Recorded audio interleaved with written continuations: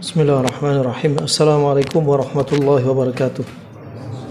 Innal hamdalillah nahmaduhu wa nasta'inuhu wa nastaghfiruh wa na'udzu billahi min shururi anfusina wa min sayyiati a'malina.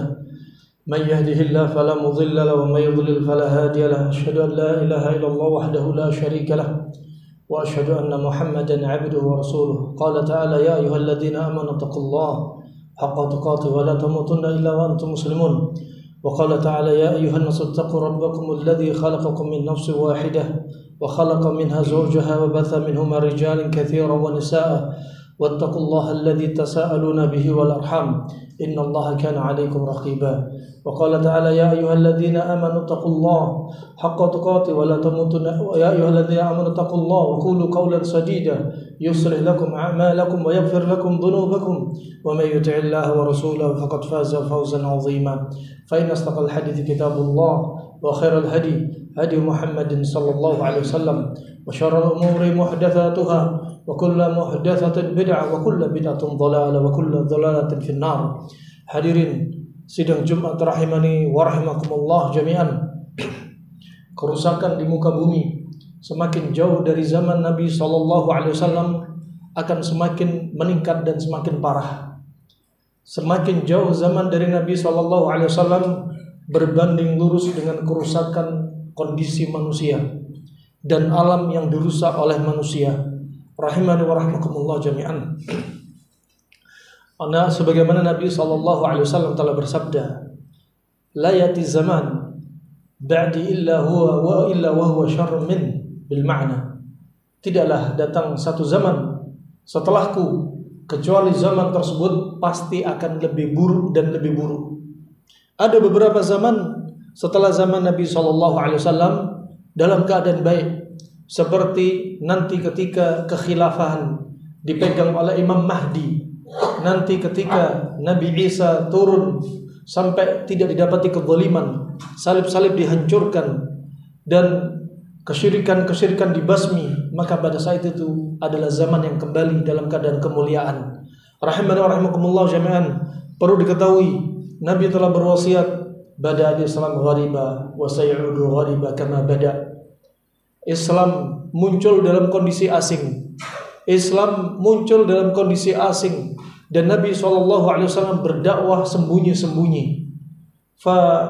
Kemudian kata Nabi SAW, di kemudian hari nanti di akhir zaman Islam akan kembali dalam keadaan asing.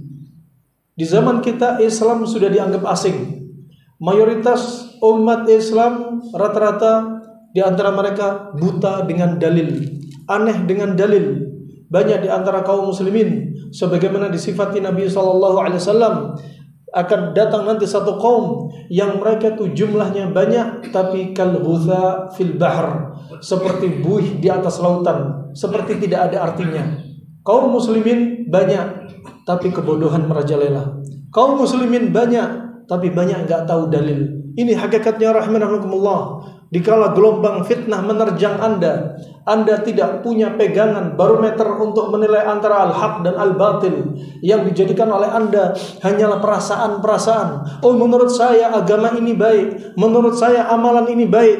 Seandainya agama yang menurut perasaan kita, niscaya setiap detiknya akan muncul ajaran-ajaran baru. Oleh karena itu rahimakumullah, sebagaimana dikatakan Abdullah bin Mubarak, seorang ulama di masa silam, ulama zahid, al-isnad minad din, laula al-isnad laqala man syaa ma syaa. Sesungguhnya isnad, sanad dalam agama itu bagian dari agama.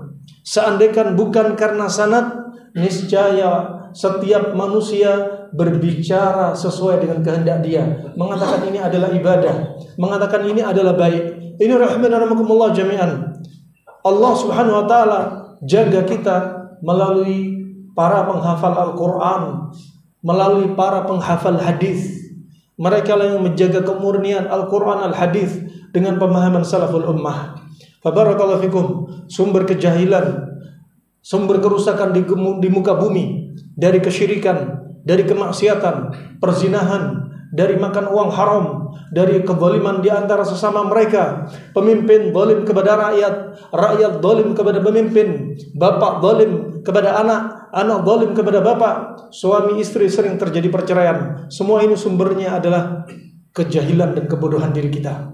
Rahimanallah, tadabburi. Di antaranya di zaman sekarang, dari data statistik tahun 2021 saja, angka perceraian tertinggi di Indonesia adalah di Jabodetabek. Dalam satu tahunnya 98.000 angka perceraian. 78.000-nya wanita minta cerai. Padahal Nabi sudah bersabda, "Man talabat talaq min ghairi kunhu lam yara raihatal jannah." Barang siapa minta cerai, tanpa ada alasan syar'i, maka wanita tersebut tidak bisa mencium bau surga. Kalau suami tidak sholat, suami mabuk, suami zalim, suami zina, silakan mereka minta cerai. Tapi kalau suami hanya gara-gara ekonomi, suami gara-gara perkara-perkara yang enteng dianggap berat oleh wanita, maka wanita tersebut tidak akan bisa mencium bau surga. Rahimanallah jami'an. Begitu pula kesyirikan yang ada di muka bumi. Kalau Anda perhatikan musibah-musibah yang muncul, Anda perhatikan malapetaka yang muncul, di mana rata-rata terjadi? Di daerah pelosok-pelosok, perkampungan-perkampungan yang dakwah tauhid sangat jarang, yang mereka marak dengan menyembelih sesembelihan untuk kuburan wali, yang mereka marak mengadakan yaitu pesta-pesta seks, yang mereka marak melakukan homoseks, yang mereka marak murtad, yang mereka marak nyembelih hewan sapi untuk lautan, yang mereka marak meninggalkan sholat 5 waktu. Anda perhatikan rahimakumullah. Anda perhatikan kenapa? Sumber malapetaka adalah kebodohan kita, terutama kebodohan kita terhadap tauhid kita kepada Allah Subhanahu wa taala. Sebagian orang mengatakan belajar ilmu tauhid cukuplah ditempuh hanya dengan 5 menit. Ketahuilah, perkara tauhid perkara yang azim. Kadang seseorang terjatuh dalam keadaan kesyirikan, dia tidak sengaja, atau kadang dia menyengaja, atau dia nggak tahu ini syirik besar, ini syirik kecil. Rahimakumullah jami'an. Orang-orang yang mengambil perlindungan kepada selain Allah sangat banyak di zaman kita sekarang. Untuk membangun rumah, mereka harus memasang atap rumah dengan bendera, dengan telur busuk, dengan kelapa diikat di atas rumah mereka. Kemudian untuk membangun rumah, mereka harus menanam sesajen di pondasi rumah mereka. Tak heran kalau Anda perhatikan, sebelum dibangun tol Cipali pun disembelihlah kepala sapi di tempat hutan-hutan yang akan dibangun jalan tol. Berapa banyak kecelakaan terjadi saat kapan? Saat manusia mengambil perlindungan kepada selain Allah. Ketika jalan-jalan perempatan diletakkan sesajen setiap malam Jumat, dikatakan Jumat Legi, maka pada saat itu akan sering banyak terjadi kecelakaan. Ketika di kolam-kolam renang disediakan sesajen penolak bala, justru akan ada orang tenggelam. Demikian rahmanakumullah, mereka mengambil perlindungan sebagaimana disebutkan Allah Subhanahu wa taala dalam surat Al-Ankabut. Sebagaimana mereka yang telah mengambil wali-wali pelindung-pelindung selain Allah, seolah-olah seperti laba-laba ittakhadzat baitan, laba-laba yang membuat rumahnya mereka. Kita ketahui bahwasanya rumah laba-laba sangat lemah. Rumah laba-laba tidak bisa melindungi dia dari hujan. Bahkan air hujan akan merusak rumah tersebut. Ketika panas pun tidak bisa memberikan teduhan. Ketika ada angin kencang pun rumah itu akan rusak. Ketika ada hewan yang lebih besar, rumah itu akan rusak. Kalau kita menjadikan perlindungan kepada selain Allah, ketahuilah kita telah menjadikan perlindungan sebagaimana rumah laba-laba. Ini rumahnya. Kemudian sebagian ahlinya juga menyebutkan, meneliti tentang kehidupan rumah tangga laba-laba. Disebutkan bahwasanya laba-laba pejantan membuatkan rumah untuk pasangan betinanya. Setelah si pejantan membuai si betinanya, kemudian betina tersebut membantai pejantannya. Kemudian setelah laba-laba itu punya anak dan anaknya sudah besar, maka anak laba-laba tersebut membunuh ibunya sendiri, membunuh atau membantai induknya atau ibunya sendiri. Rahimahumullah jami'an. Rumahnya lemah, hubungan di antara mereka juga lemah. Oleh karena itu rahimani wa rahimakumullah jami'an, Luqman telah berwasiat kepada anaknya, "Ya bunai, la tusyrik billah, inna syirka la dzulmun azim." Wahai anakku, jangan kalian berbuat syirik, karena perbuatan syirik termasuk kezaliman yang paling besar. A'dhamud dzulm asyirik wa a'dalul 'adl at-tauhid. Kezaliman yang paling besar adalah syirik, dan keadilan yang paling besar adalah tauhid. Rahimanallah. Zaman kita zaman tarbiyah disibukkan dengan dunia. Bagaimana mendidik anak? Nak, nanti kamu kalau besar jadi dokter nak, biar kamu sukses. Nak, kamu kalau besar nanti jadi kontraktor nak. Kenapa mereka nggak bilang, nak, jangan berbuat syirik kepada Allah nak. Nak, kamu harus hafalkan Al-Quran nak. Nak, kamu harus hafalkan hadis nak. Inilah di masa silam para ulama, di masa silam orang-orang di masa silam, mereka berbangga diri ketika anak mereka menghafalkan ratusan ribu hadis. Mereka berbangga diri ketika anak mereka menghafalkan Al-Quran. Tapi zaman kita sekarang, Bu, Pak, anak Anda lulusan apa? Pendidikan apa? Gajinya berapa? Rumahnya di mana? Nas'alullah al-afiyah. Rahimakumullah jami'an.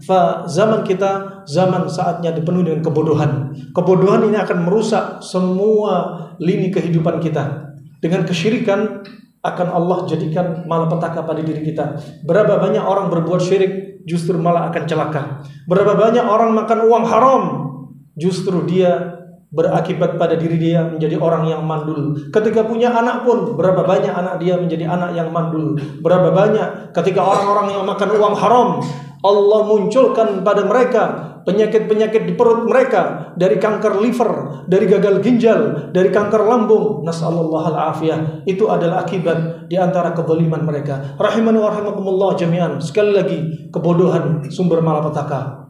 Kebodohan sumber kerusakan bagi diri kita sendiri, rumah tangga kita, juga masyarakat.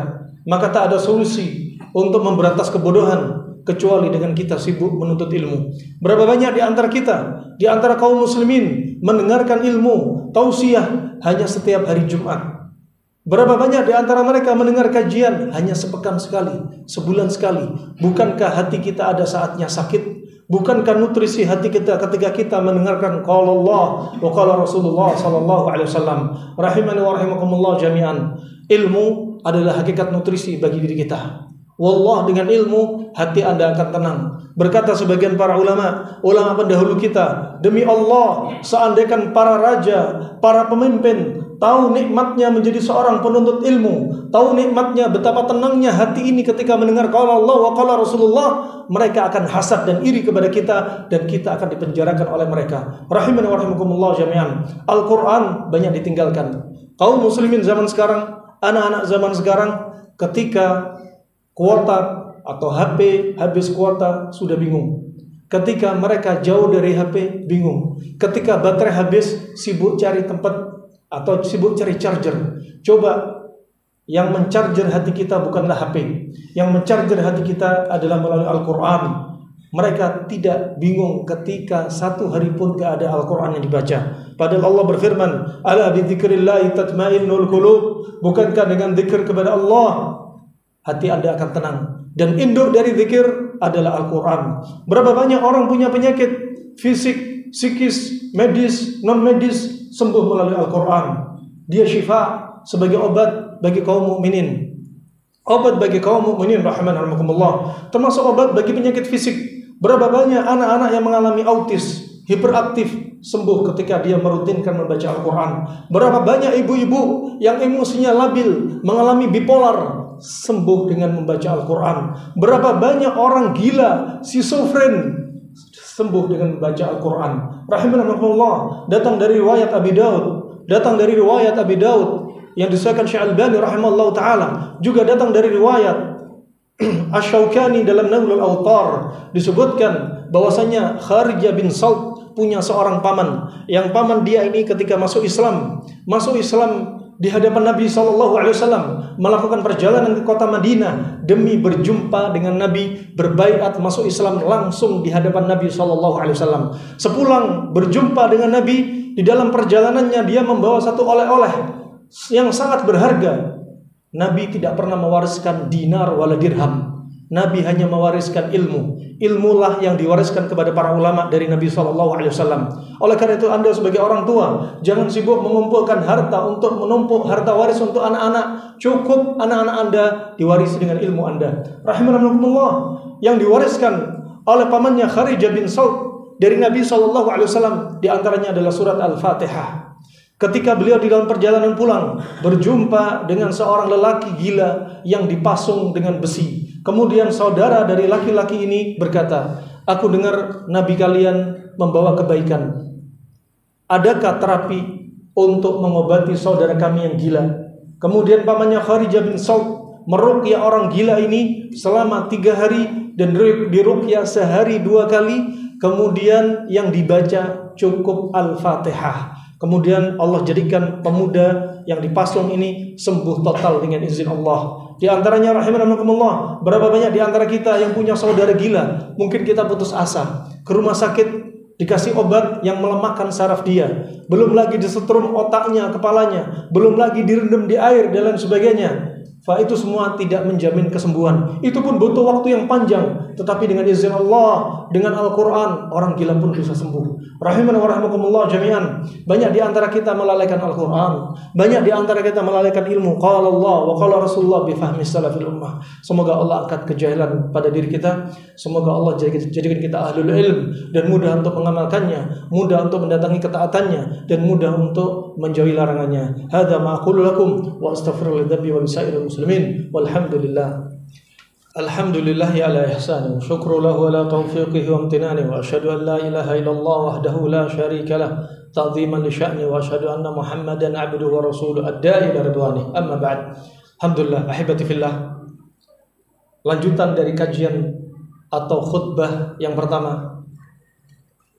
Gak usah jauh-jauh. Di saat-saat Allah turunkan hujan, banyak di antara kita yang terjatuh dalam hal-hal yang salah atau tidak mengamalkan apa-apa yang layaknya diamalkan, diajarkan oleh Nabi. Kenapa demikian? Karena kebodohan kita untuk belajar qala Allah wa qala Rasulullah sallallahu alaihi wasallam. Ketika turun hujan, nikmat dari Allah, sekian lama kita gak diturunkan hujan, bibir di antara bibirnya umat Islam dibiarkan kering, tidak membaca doa ketika turun hujan. Bahkan selain lupa, memang sebagian mereka tidak tahu ada zikir ketika turun hujan. Selain itu, ketika mulai turun hujan, kadang manusia mencela, memaki hujan. Kadang mereka mencela takdir Allah. Ya Allah, mobil baru aja dicuci, udah hujan lagi, hujan lagi. Ya Allah, pakaian baru dijemur, hujan lagi, hujan lagi. Kenapa tidak ada keyakinan ingin merasakan nikmat Allah, rahmat Allah berupa air hujan? Bahkan mereka mencela hujan, mereka mencela musim. Padahal Allah telah berfirman, disebutkan Nabi SAW dalam hadits Al-Qudsi, bahwasanya Allah berkata, yu'dhini ibnu Adam, yasubbu ad-dahr, wa ana huwa ad-dahr, uqallibul lail wan nahar. Telah menyakiti diriku, kata Allah Subhanahu wa taala. Anak-anak Adam telah mencela masa. Termasuk musim hujan adalah bagian dari masa. Dan akulah yang menciptakan masa, kata Allah. Akulah yang membalak-balikan siang dan malam. Nasallallahu al-afiyah. Allah merasa tersakiti dengan hambanya ketika hambanya mencela musim, termasuk musim hujan. Padahal angin yang berhembus itu adalah kabar gembira untuk kita. Hujan yang Allah turunkan itu adalah rahmat. Ketika kita nggak syukuri angin dan kita tidak syukuri hujan, Allah akan rubah air hujan tersebut menjadi malapetaka. Allah akan jadikan hujan ini hujan bandang. Allah akan jadikan melalui hujan ini tanah longsor. Allah akan jadikan hujan ini menjadi hujan yang diantaranya menyebabkan orang, rumah-rumah mereka, mobil mereka tenggelam oleh air. Bermula dari apa? Lagi-lagi kebodohan diri kita. Rahimahumullah, ketika turun hujan, baca doa hujan. Allahumma sayyiban nafi'an. Ya Allah, jadikan hujan ini bermanfaat untuk kami, ya Allah. Datang dari Anas bin Malik, bahwasanya Nabi SAW ketika keluar bersama Anas kehujanan. Karena di zaman Nabi jarang turun hujan. Ketika turun hujan, betul-betul mereka bangga, excited. Ini rahmat dari Allah Subhanahu wa taala. Apa yang dilakukan Nabi? Menyingkap lengannya, bajunya, kemudian dikenakan air hujan. Yaitu mengenakan air hujan. Kenapa? Merasakan nikmat Allah yang baru diturunkan. Bahkan kata Imam Syafi'i, kata Imam An-Nawawi, kalau perlu buka peci kita, buka surban kita, bahkan buka pakaian kita, kenakan punggung kita ke air hujan untuk merasakan nikmat Allah Subhanahu wa taala. Apakah kita pernah melakukan sunnah sekecil ini kadang dilalaikan oleh kaum muslimin. Tarbiyah kepada anak-anak nggak disampaikan. Sampaikan kepada anak-anak kita. Nak, ayo nak, baru turun hujan nak, kita baca doa. Nak, ayo kita hujan-hujanan sebentar nak. Ya, sebentar aja, yang penting kena air hujan nak. Nah, fa ini rahimakumullah jami'an. Fa kemudian rahimakumullah, ketika hujan turun sangat deras, biar hujan tidak mendatangkan malapetaka, ada doa berikutnya yang dilalaikan oleh kita. Allahumma hawalaina wa la alaina. Allahumma ala tirabi wa ala al-akami wa ala butunil audiyati wa ala manabitis syajari. Demi Allah, PR kita masih banyak. Agama yang jelas-jelas ada dalilnya, kita nggak datangi. Amalan yang nggak ada dalilnya, justru kadang kita sibuk dengannya. Ini rahimahullah, mindset yang harus diluruskan. Ketika turun hujan, baca doa ini ketika sedang deras-derasnya. Ya Allah, jadikan hujan ini manfaat untuk kita ya Allah. Jangan jadikan hujan ini musibah malapetaka ya Allah. Ya Allah, alihkan air hujan ini ya Allah ke lembah-lembah, ke jalurnya hujan, ke kaki gunung, termasuk ke akar-akar pohon. Jadi ketika hujan deras, bukan Anda berdoa, ya Allah hentikan hujan ini, bukan. Tapi Anda berdoa-doa seperti ini agar air hujan mengarah pada tempatnya yang bermanfaat. Kaki gunung, akar pohon, sungai-sungai, lembah-lembah. Fa ini rahimakumullah jami'an. Begitu pula ketika ada angin yang sangat kencang, kadang manusia mencela angin. Mencela angin, mencela hujan sama dengan mencela Allah Subhanahu wa taala. Fa doa yang harusnya dibaca, Allahumma inni as'aluka khairaha. Khaira wa khaira ma fiha wa khaira ma arsalta bih wa a'udzu bika min syarriha wa min syarri ma fiha wa syarri ma arsalta bih. Hadits riwayat Imam Muslim. Agar kita dijauhkan dari bahayanya angin. Rahimani rahimakumullah jami'an. Fa juga yang sangat menyakitkan bagi Allah Subhanahu wa taala. Hujan ini Allah turunkan ketika kaum muslimin punya hajatan, pernikahan, walimahan, mereka memanggil pawang hujan, sangat menyakitkan. Allah sangat benci dengan kesyirikan. Allah tidak mengampuni dosa-dosa kesyirikan. Demi Allah, hujan turun atau tidak turun bukan karena perantara pawang sama sekalipun. Ada pawang hujan ketika ada hajatan, mendung, yang lainnya hujan, dan daerah tersebut tidak terdampak hujan. Bukan berarti sama sekali karena jasanya si pawang, tapi Allah sengaja hentikan hujan di tempatnya pawang untuk memberikan fitnah kepada pawang dan orang yang punya hajatan bahwasanya pawangnya dia sukses, padahal Allah yang berkehendak. Rahimakumullah, hujan turun bukan karena pawang, dicegah bukan karena pawang, tapi murni karena Allah Subhanahu wa taala. Sebagaimana dalam surat Luqman ayat 34, juga ketika Nabi SAW bersabda dalam riwayat Imam Bukhari bahwasanya mafatihul ghaib khams, pintu-pintu perkara gaib itu 5. Di antaranya dalam surat ini Allah sebutkan innallaha indahu ilmus sa'ah wa yunazzilul ghaitha wa ya'lamu ma fil arham. Sesungguhnya Allah Subhanahu wa taala yang tahu hujan itu turun. Diturunkan enggak diturunkan, Allah yang mengizinkan. Ini rahimakumullah. Termasuk rahmat dari Allah juga bagi para petani. Mereka yang bercocok tanam, ketika cocok tanam mereka diairi dengan hujan, maka zakat mereka lebih. Zakat mereka lebih. Ya, 10%-nya. Adapun bagi mereka yang bercocok tanam tapi menggunakan perairan desel, maka cukup 5%. Ini menunjukkan rahmatnya Allah Subhanahu wa taala. Allah Maha Adil. Allah Maha Adil. Adapun orang-orang musyrik di masa silam, ketika turun hujan, mereka membaca satu doa yang Nabi menyebutkan hadits al-qudsi, bahwasanya ada orang mukmin, ada sebagian umat manusia mukminun bi kafirun bil kawakib, beriman kepadaku dan dia mengingkari bintang-bintang. Ketika turun hujan, orang mukmin membaca doa Allahumma mereka membaca doa mutirna bi fadli wa rahmatih. Kami telah diturunkan hujan karena keutamaan dari Allah dan karena rahmat Allah. Inilah doa seorang mukmin. Adapun orang-orang musyrik di masa silam, sebagaimana Allah disebutkan dalam hadis Qudsi oleh Nabi SAW, Allah berkata, ya, adapun sebaliknya mereka mu'minun bil kawakib wa kafirun bi. Mereka kafir, mengingkari diriku, dan mereka lebih beriman kepada bintang-bintang. Ketika hujan selesai turun, mereka membaca doa, mutirna binoi kada wa kada. Kami diturunkan hujan karena bintang ini dan bintang itu. Subhanallah, ajaran dari Nabi SAW sangat lengkap. Ajaran dari Nabi SAW sangat lengkap. Ini yang bisa saya sampaikan. Allahumma inna nas'alukal huda wa tuqa wal afafi wal ghina. Allahumma ba'idna minal fitan ya rabbal alamin. Allahumma ja'alna amiran muwafaqan ya rabbal alamin, adilan ya rabbal alamin. Allahumma aminna fi awtanina hada. Allahumma aminna fi awtanina hada ya rabbal alamin. Ya Allah, jadikan kami orang-orang yang aman di negeri kami sendiri ya Allah. Ya Allah, jadikan bagi kami pemimpin sebaik-baik pemimpin untuk kami ya rabbal alamin, dan hentikan orang-orang yang punya makar di negeri ini ya rabbal alamin, dan jauhkan kami dari segala wujud fitnah.